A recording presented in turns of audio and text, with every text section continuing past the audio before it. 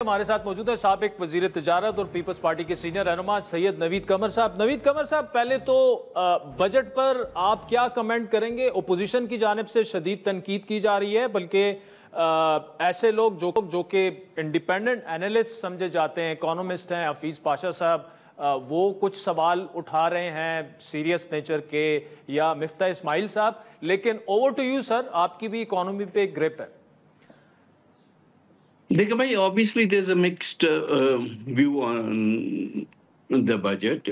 کچھ چیزیں جو گورنمنٹ نے اچیو کی ہیں، for example bringing the inflation down, اور اس کی وجہ سے انٹرسٹ ریٹس کم ہوئے ہیں، جس کی وجہ سے بجٹ میں ان کو تھوڑی سی اسپیس ملی ہے۔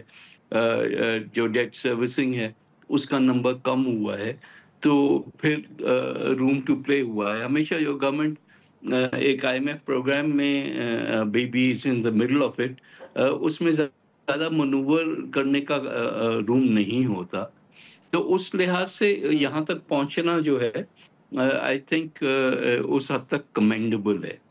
لیکن آبویسلی اس میں کئی چیزیں ایسی ہیں جس پہ ہمیں بھی ایشوز ہیں۔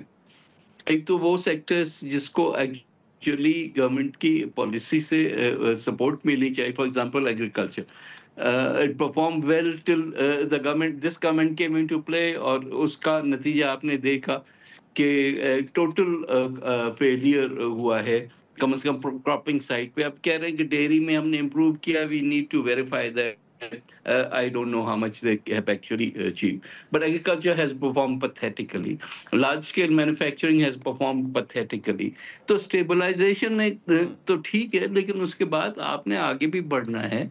اس ملک کا مطلب لپ سروس تو اتنی دیتے ہیں کہ agriculture is the back bone اور پتہ نہیں کیا، اور ان سے پوچھو کہ آپ نے دیا کیا ہے تو nothing except for taxation and huge taxation. یہ انہوں نے مہربانی کی کہ آپ کے اوپر اور زیادہ خون چوسا نہیں ہے کہ آپ کے 2-3 چیزیں رہ گئی تھیں، اس پہ ہم سیلز ٹیکس لگاتے، but by and large is nothing, so that is a huge disappointment. اس کے علاوہ بھی کوئی مطلب فلپ آئی نو کہ آئی ایم اے پروگرام میں ابھی تک گروتھ وائی لیول پہ ہم گئے نہیں ہیں، تو گورنمنٹ یہی پوزیشن لے گی کہ جی ہم ابھی تک اسٹیبلائزیشن میں جا رہے ہیں۔ پھر ہمارا پالیسی ڈائریکشنز بھی تو عجیب لگ رہے ہیں نا، کہ ایک طرف تو ہم کلائمیٹ فائنانس، کلائمیٹ چینج اور پتہ نہیں کیا کیا کہانیاں بتاتے ہیں، لیکن when it comes to practically doing it, آپ نے 18% سولر پینلز پہ لگا دیا۔ یہ بہانہ کہ جی لوکل انڈسٹری ہے ہی نہیں بھائی، کس کو پروٹیکشن دے رہے ہو آپ؟ So basically what you are seeing is کہ you want to move away from clean energy to dirty energy. Dirty energy اس لیے کہ آپ you are wedded to the I P P کے جو آپ کے معاہدے کیے ہوئے ہیں، تو اس وجہ سے آپ ادھر کے، لیکن نہ صرف اس میں ہیں بٹ آپ نے ہائیبریڈز اور ای ویز پہ بھی ٹیکس لگا دیا۔ اس کا مطلب یہ ہے کہ ہم کوئی ریفارم کرنے کو تیار ہی نہیں ہے نا۔ پھر آپ آئی ایم ایف سے جو لے کے آئے ہیں۔ نوید قمر صاحب، ایک سادہ سا سوال ہے، کیا پیپلز پارٹی کو پھر budget per when it comes to budget کو اعتماد میں نہیں لیا گیا آپ کو؟ نہیں، دیکھیں جن چیزوں پہ اعتماد میں لیا گیا وہ تو اپنی جگہ پہ، لیکن اس قسم کی جو چیزیں ہیں were never discussed with us. تو ہم ڈیفینیٹلی اپنا ساری چیز کو ریویو کر رہے ہیں کہ ہم کس طرح سے at least both in the finance committee جہاں اس وقت فائنینس بل ڈسکس ہو رہا ہے، as well as in the assembly, کہ ایسی چیزوں کو تو ہم نہ سپورٹ کر سکیں گے نا۔ باقی ہم سمجھ رہے ہیں کہ گورنمنٹ کی مجبوریاں اس سے زیادہ نہیں کچھ کر سکتے تھے، اگر تھوڑا بہت انکریز دیا ہے کچھ سیکشنز کے سیلری کو، یا کچھ ٹیکس ریلیف دیا ہے، اٹس مارجنل، بٹ چلو it's in the right direction. لیکن اوور آل جو ہے، یہ بتائیے گا، دیکھیں ایک جی ٹھیک ہے، اچھا ایک تو یہ ہے کہ پیپلز پارٹی کبھی بھی نہیں چاہے گی کہ ایک ڈیموکریٹک جماعت ہے کہ ملک میں انسٹیبلٹی آئے، تو اس طرف تو بات نہیں جائے گی کہ بجٹ پاس نہ ہو، کیونکہ اس کا مطلب یہ ہے کہ گورنمنٹ ختم ہو جائے گی۔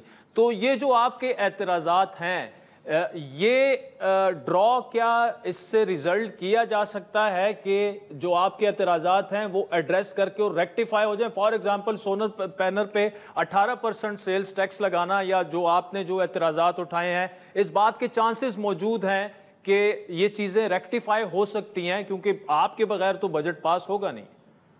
دیکھیں، پہلی چیز تو یہ کہ ظاہر ہم بھی نہیں چاہیں گے کہ ملک کو یا گورنمنٹ کو ڈیسٹیبلائز کریں ٹو دس ایکسٹینٹ کہ بجٹ ہی نہ پاس ہو. جی لیکن ہم یہ ضرور چاہیں گے کہ جب ہم ڈسکشنز، اور جیسے میں نے کہا ڈسکشن تو کل فائنانس منسٹر صاحب نے بھی آنا ہے فائنانس کمیٹی میں ٹو ایکسپلین اوے جو بھی ان کے میجرز ہیں. لیکن صرف ایکسپلین نہیں کرنا، لیکن کہیں جہاں پہ سیریس پالیسی ایشوز پہ اعتراضات ہیں وہ that will be conveyed to them that there has to be a correction. اب کریکشن کتنی ہوتی ہے، کتنی نہیں ہوتی، کتنی ان کے پاس گنجائش ہے، we will have to see that. IMF کا نام استعمال کر کے اور ایک نئے پالیسی ڈائریکشن میں چلے جانا، وہ بھی تو that's not a desirable thing. اچھا سر، آخر میں بتائیے گا، پیپلز پارٹی کی جانب سے ایک ڈیمانڈ ایسی آئی کہ جو سرکاری ملازمین ہیں ان کی تنخواہیں 50% بڑھائی جائے. کیا ہم افورڈ کر سکتے ہیں as a country right now ایسی ڈیمانڈز؟ دیکھیں، ڈیمانڈ کرنے میں تو ظاہر ہے کہ it's a political demand and that's our ideal situation. ہم یہ بھی ہائی لائٹ کر رہے تھے کہ ہمارے زمانے میں ہم نے 50% ضرور انکریز کیا تھا. لیکن جیسے میں نے کہا کہ جو بجٹری کنسٹرینٹس ہیں، we have to live within that.